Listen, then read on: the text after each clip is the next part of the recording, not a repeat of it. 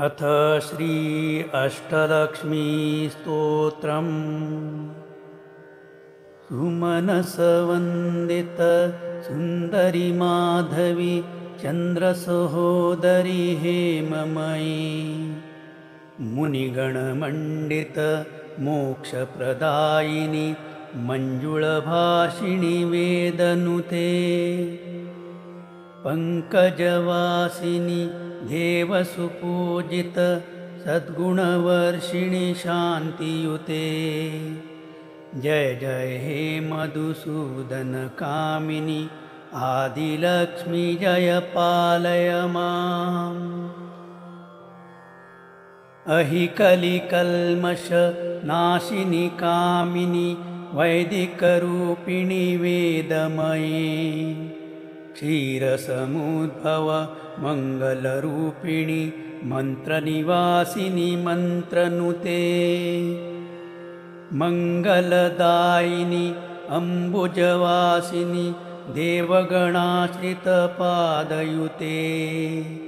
जय जय हे मधुसूदन कामिनी धान्यलक्ष्मी जय पालय माम्।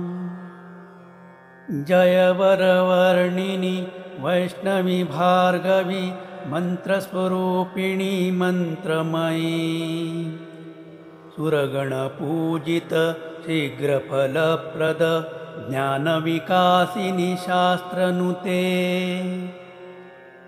भवभयहारिणी पापविमोचनी साधुजनाश्रितपादयुते।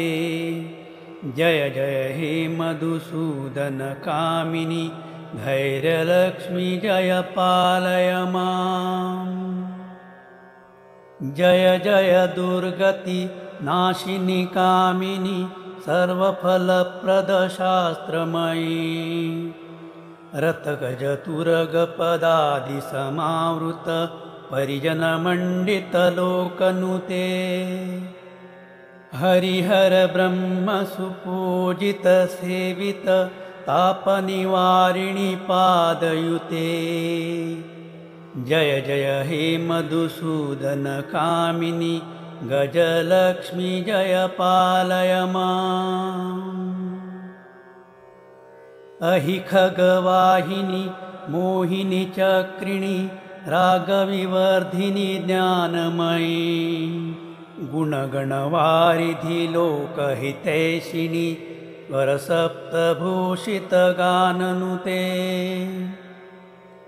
सकलसुरासुर देवमुनीश्वर मानववन्दितपादयुते।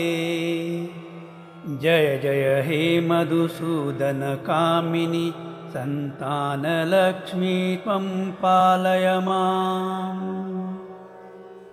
जय कमलासनी सद्गतिदायिनी ज्ञानविकासिनी गानमयी अनुदिनमर्चित कुङ्कुमधूसर भूषितवासितवाद्यनुते कनकधरास्तुति वैभववन्दित शङ्करदेशिकमान्यपदे। जय जय हे मधुसूदन कामिनी विजयलक्ष्मी जय पालय माम्। प्रणतसुरेश्वरी भारती भार्गवी शोकविनाशिनी रत्नमयी मणिमयभूषित कर्णविभूषण शान्तिसमावृत हास्यमुखे नवनिधिदायिनी कलिमलहारिणी कामितफलप्रदहस्तयुते। जय जय हे मधुसूदन कामिनी विद्यालक्ष्मी जय पालय माम्।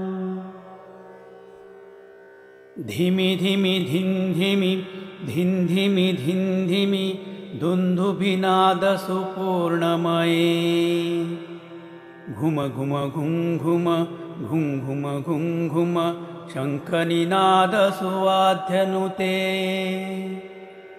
वेदपुराणेतिहाससुपूजित वैदिकमार्गप्रदर्शयुते जय जय हे मधुसूदन कामिनी धनलक्ष्मी जय पालय मां। जय जय हे मधुसूदन कामिनी धनलक्ष्मी जय पालय मां। जय जय हे मधुसूदन कामिनी धनलक्ष्मी जय पालय मां। हमारा ईश्वर अनुभूति चैनल का यह वीडियो आप सबको अच्छा लगा तो ज़रूर सब्सक्राइब, लाइक और शेयर करें और बेल आइकॉन प्रेस करें ताकि हमारे आने वाले सभी नए वीडियो का आप सबसे पहले आनंद ले सकें। धन्यवाद।